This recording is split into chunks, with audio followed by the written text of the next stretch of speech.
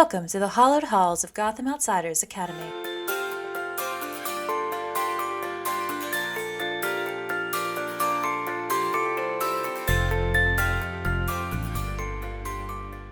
Hello, and welcome to Gotham Outsiders, our Batman special miniseries. You're joining me for a new project, something that TJ came up with that I have been obsessed with the idea of since he said it. Essentially, what this will be is a series of short podcasts explaining a topic in psychology, gender, and sexuality through the lens of Batman. It's part informative, part Batman, and all Gotham Outsider. Today, we're going to be talking about Batman and asexuality. If you listen to the show a long time, you've heard me talk about my intense and deeply held theory that Batman is an ace king. But one thing that we don't stop to explain much on the show is what asexuality means. If you don't already know, my daytime life when I'm not donning a cape and recording a cast is as a psych doctorate student. I'm completing my dissertation right now on asexuality, and I generally study sex, gender, romance, and everything that falls in that spectrum. So, asexuality is something that's particularly close to my heart and to my research. And when I talk about it, a lot of times, especially on the show, we just skip right over the idea that everyone who's listening will know what it is or go look it up. But in all reality, asexuality is not a well understood identity. Because of that, TJ has been so kind as to invite me to speak at places like his library job, teaching about asexuality. I've also been to speaking events at different universities and at counseling centers on this topic. And because of that, TJ had the idea that maybe this information was something that would be good to get out there. What do we mean when we say Batman is ace? What is asexuality anyway? Mixing a little bit of gender and sexuality theory with Batman fun. So that's what we're going to do today. And again, if you don't know, I taught psychology at a couple of different universities and have taught on this topic and talked about it numerous times. So this is where I'm coming from. I really liked this idea that he had, specifically because the field of psychology is a really practical field. Everything we research is really useful for people to know in their day-to-day lives. But like most sciences, we have trouble getting that information from the universities into the hands of people, just anyone. It stays in published articles that you need a doctorate degree to be able to read, rather than being something that you could, say, turn on a podcast and hear. So when TJ came up with this idea to not only bring that information to where it was accessible, opening up an accessibility, which is a very important topic to me, but also combine it with my deep love of Batman, I had to jump on it. So that's the idea here. This is the first one. If you have ideas of other things you'd like me to talk about in the field of psychology and superheroes, please tweet at us at Gotham Outsiders with your ideas.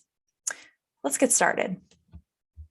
So again, I deeply believe that Batman is asexual, and I've recently come to the theory that Damian Wayne is probably on the asexual spectrum too. But when I say that, what am I talking about? Let's get clear on some terms.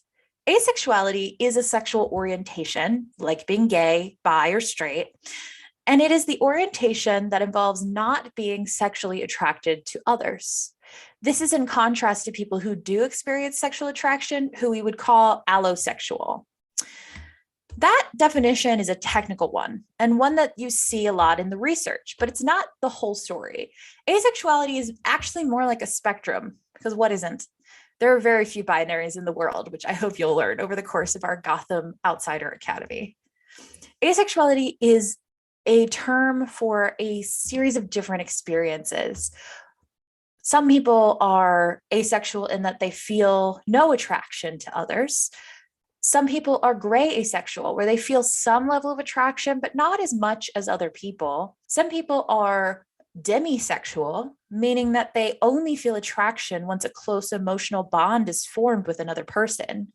And some people are ace flux, meaning their level of attraction moves and ebbs and flows up and down the spectrum. Asexuality is a complex and beautiful array of experiences. So when I say that I think Bruce Wayne is asexual, I mean that he is probably gray asexual, though pretty far on the line of not experiencing attraction, if not entirely lacking attraction. And when I say that Damian Wayne is asexual, I mean that I think he's demisexual. I think that he probably could experience attraction, but only in certain contexts with the right person. So that's us getting clear on the terms. But what other things about asexuality is it important to know? First of all, I like to think of these terms and these labels as narratives. We live in a society that has a heteronormative narrative. That's a lot of words. What that means is heteronormativity is the idea that being straight is quote unquote normal. And that is the narrative we're taught as children. As you're growing up reading your superhero comics, especially for a lot of time in the past, you've seen Daredevil and Elektra falling in love, or you've seen Green Arrow and Dinah falling in love, but you haven't seen a lot of queer superheroes until recent years. The narrative that we are given in comic books and in all of our media is that straight is normal and everything else isn't. We have that narrative. So part of asexuality is a counter narrative, is a story that not everything is based on sex. So to really understand this and how it relates to our favorite Cape Crusader, let's break it down piece by piece. Let's challenge some myths around asexuality to really get a handle on this. The first myth is that asexuality is rare. So you might be thinking, if I say that Batman is ace and Damian Wayne is ace, and that Damian's friend Connor Hawke is ace, that's a lot of ace people in the close proximity. How likely is that? Actually, it's not that unlikely. The most conservative estimates is that asexuality exists in approximately 1.05% of people. And that was a national study in the UK, meaning kind of like a census. They took a large group of UK citizens and found over 1% identified as asexual. But that was only when asexuality was defined as having no attraction, which means if we included the whole spectrum of asexuality, which no study of this size has done yet, that means there's many more ace people than 1%. We also know in the research that sexual orientation is often underreported due to stigma and internalized homophobia. And so it's not only not representing the full spectrum of asexuality, it's not representing everyone who does identify as completely lacking attraction. So 1.05% of the population is the smallest possible number of asexual people. It's likely a lot larger. So statistics, right?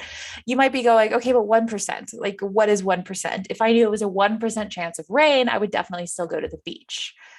Yes, but that's not how to think of 1% when it comes to people. 1% of people is hundreds of thousands of people. To put this in perspective, there are more asexual people than there are natural redheads. Do you know some redheads?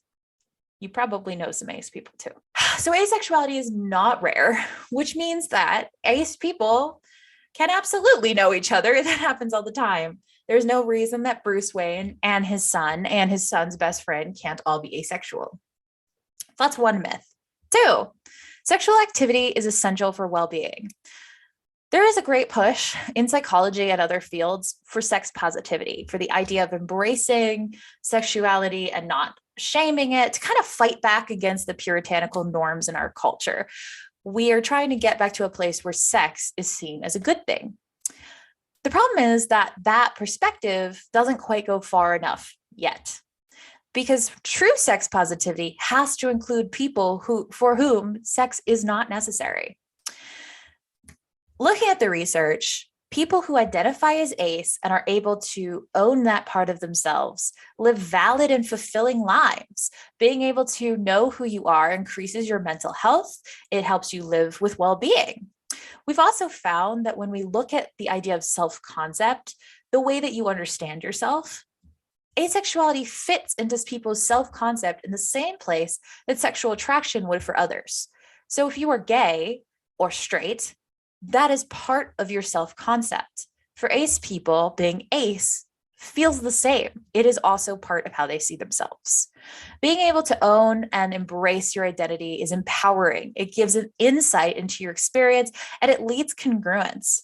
So, what I mean by that is if Bruce Wayne or Damian, and since Connor Hawke is already doing it, are able to really understand what asexuality is, it'll help them be healthier people. They will be able to make better choices for themselves. They'll be able to understand their lives to this point, why they've done things they've done and wanted things that they wanted, and make sense of their experience. So myth number 3, relationships require sex. This is an important one for you all, my shipper fans. I know a lot of you are like posed over your keyboards going, but if Batman's ace, what happens to my Batcat fanfics or my Super Bat fanfics? And wait a second, Chris, I know you said you ship Superman and Batman. So what is all this ace stuff? Well, it's more complicated than that. So I've mentioned that asexuality is a spectrum. It is only one of many spectrums that all together weave themselves into the tapestry that is you. To put it in comic book terms, it is one layer of the art. There's also the line drawing and the colorist and the person who does the text and the letterer and the editor. And okay, this metaphor is getting away from me. But the point is that there's a lot of different things that come together to make the full comic book page that is you, your sexuality, and different aspects. So for example, imagine there's one dimension of you, one line that represents your sexual attraction. So for you, maybe that's gay or straight. For me, that's asexual, but that's only one line. Now think about your gender. How do you identify? Maybe you identify as a man or a woman, or like me, you're non-binary. That's the second line. But then how do you present yourself to the outside world? That's your gender expression, the way that you express your gender through your clothes, the way you talk, walk, act, so forth. That's another line. And the lines just keep going. There's more and more dimensions, and we'll definitely get into them in future episodes if you want some more information on that. But the point is that there's your sexual attraction, but there's also your romantic attraction. So your romantic orientation is separate from your sexual attraction. It is your desire to be in a romantic relationship and how that looks for you. So for asexual people, many of them still want a romantic relationship that may not be defined by sex. In fact, 44 to 70% of asexual people are in or have been in romantic relationships. And many of them are open to relationships in the future or to exploring alternative relationships. So what I mean by that, people who are ace can and often do choose to be in romantic relationships. They are interested in people romantically. They want to be partners or a throuple or a polycule. So don't despair. Your Batcat or Super Bats fic or your John Damian vision board are still valid, even if those characters are asexual. Even without romantic relationships, asexual people are able to find intimacy and connection in friendships and community. So while many asexual people do want romantic relationships, they're able to find alternate relationships if that's what they want instead. Close friendships, deep community connections. In fact, ace people often have really powerful friendships, especially in the absence or in the recognition that romantic relationships are not everything in their life. And as I mentioned, ace people might want to be in alternate relationships. So they might explore polyamory. They might have multiple partners. They might be the emotional side of a polycule. There's all kinds of things they can do. So get excited because not only your Super Bats and your Batcat are still valid, your Super Batcat is valid too. All right, so the next myth is that sexual attraction and sexual behavior are the same thing. We're going to get real explicit for a second, but like in a scientific way. Even still, if there's somehow any of you that are still letting your kids listen to this show, have you heard another episode of the show before, because what are you doing? But just, we're going to get into it. So asexual people may still engage in sexual behavior for a number of reasons. 70 to 80% of asexual people masturbate in the absence of attraction. So even if you don't feel attraction, your physical everything can still work. You've still got junk in the trunk. I don't think that's what that means. Whatever. The point is, the physical aspects of your sexual anatomy still function. You still might feel pleasure from stimulation, including masturbation.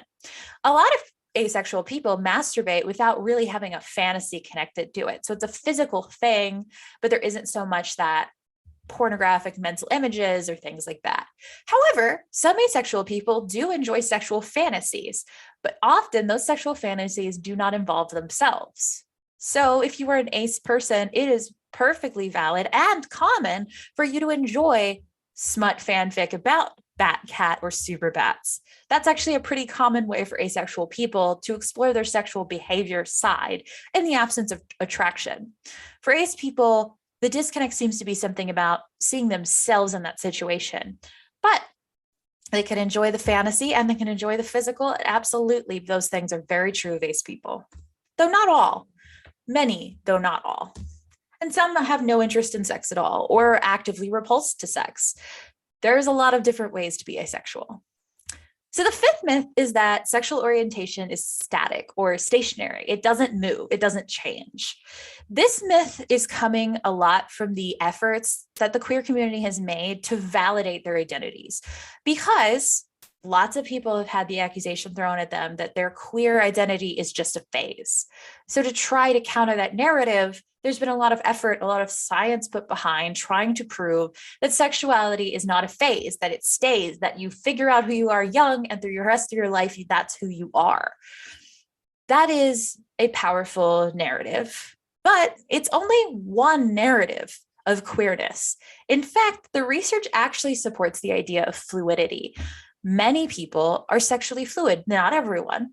There's a combination of both. Some people, that is their story. They do realize young who they are and they have that identity their whole life and it fits them, no problem. Other people, their sense of sexual attraction changes.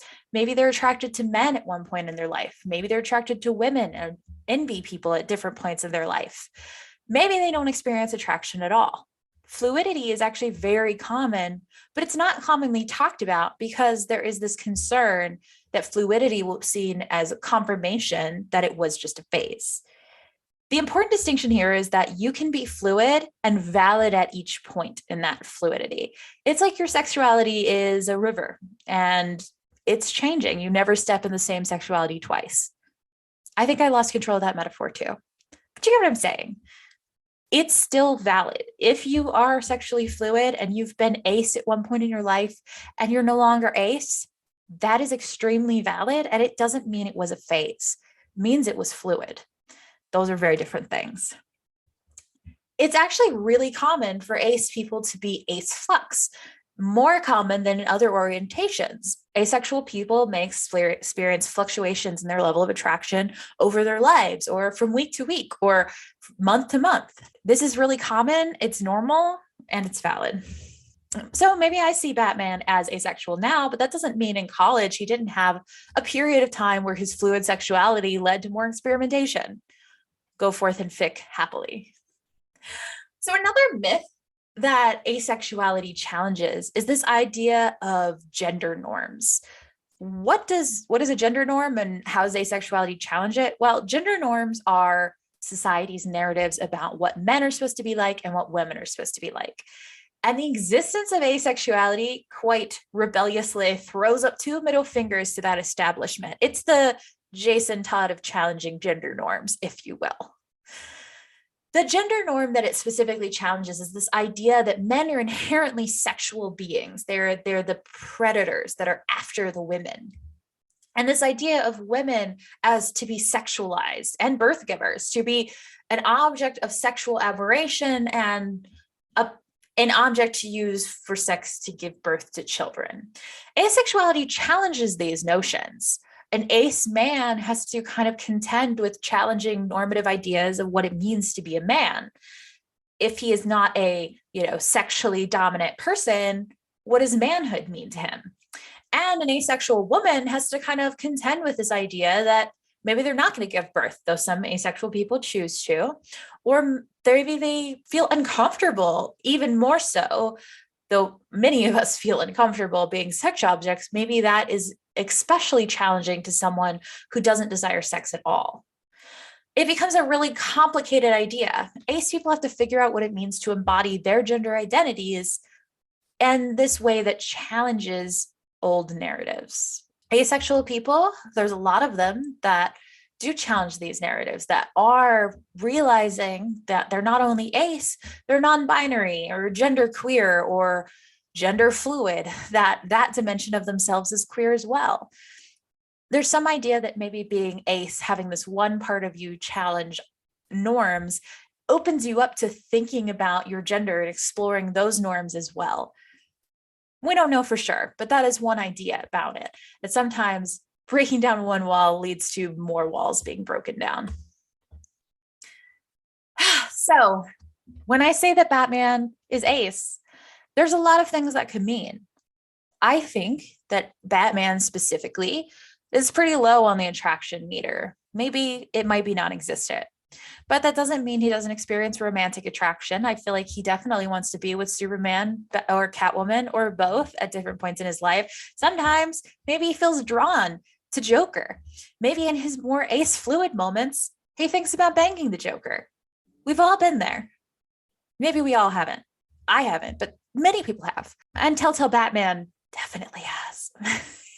Maybe he was more fluid and at one point in college really had feelings for a certain Harvey Dent. Maybe they banged. Maybe he likes to bang. Many asexual people do. Batman can, and I think does, still eat pussy and be asexual. These things can both be true. And Damian Wayne, he's young yet. We haven't seen the full extent of him. But I think the evidence is there that he's demisexual. He really doesn't get close to people very easily, but once he does, it's a very intense connection. I could easily see as he grows older and becomes an adult that him and John move to a more sexual place, even if he doesn't feel those experiences with anyone else. Asexuality is a complicated, fun, chaotic, and amazing thing to study. It's also a complicated, fun, chaotic thing to be, as I know. And I think that Batman and Damian, they're definitely this kind of complicated chaos that I think could be ace. This is certainly not the full extent of my research, and we could definitely get into things like mental health in the ace community and specific challenges and discrimination faced by ace people. In fact, we probably will. But for now, let's end with a few ideas. First of all, this might be your first time learning about asexuality, or maybe it isn't, but I hope it isn't your last. The best way to be a good ace ally or to explore your own identity, if this seems like it might be you, is to do some more research. I recommend reading The Invisible Orientation by Julie Sandra Decker. It's not a perfect book, and there's certainly some chapters that rubbed me the very wrong way. She implies that asexual people might not fit in the queer community, which is just objectively incorrect, and I can show you the research on why. But the rest of the book is actually a really powerful exploration of what it means to be asexual and covers in more detail the stuff I talked about in my talk. You can also check out the GLAAD website article, Explore the Spectrum, Your Guide to Finding Your Ace Community, to learn more about the different identities that I mentioned under the ace spectrum umbrella. You can always check out AVAN, which is the Asexual Visibility Education Network, which is the largest education network about asexuality and can be found at asexuality.org. And finally, hit me up on Twitter at The Myth of Psyche. I could talk about this all day. Like Steve Rogers can do this all day. I couldn't stick entirely to Batman references, could I? And tune in next time where we explore psychology and its intersection with the Gothamites. Thanks for coming to Gotham Outsiders Academy. I hope you learned something, and please write me some good Super Bat Cat Ace fan fiction.